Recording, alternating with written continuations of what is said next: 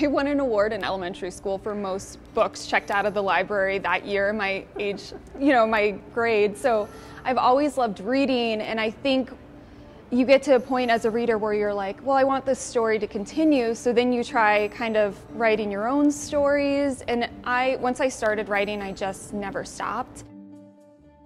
Born in Phoenix, raised in Scottsdale.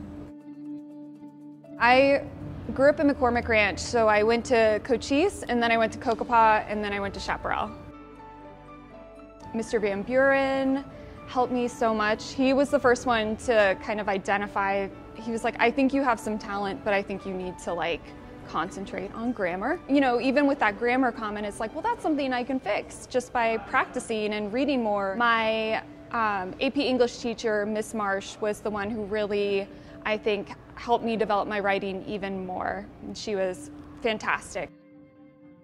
I went to the College of William & Mary in Virginia, and I intended just to study early American history, which is why I picked going to school in Colonial Williamsburg.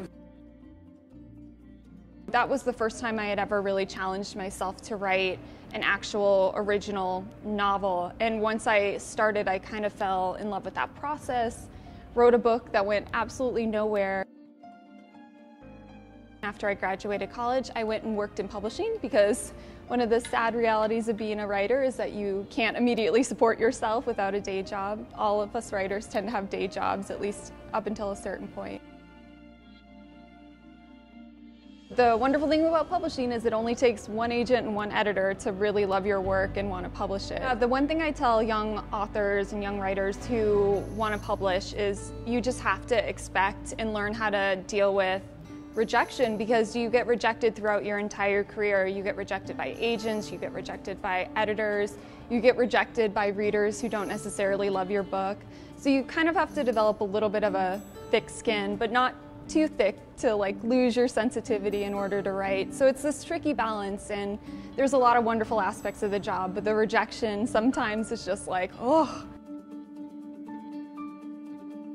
My role is number one cheerleader, as I like to say, number one cheerleader. Some producers and some directors want to involve the author a lot, and others are like, stay away. They want to pretend like the author doesn't exist until they absolutely cannot pretend anymore. There is some flexibility in the storytelling, and I was absolutely not precious about them making changes that suited the big screen. So I think they appreciated that.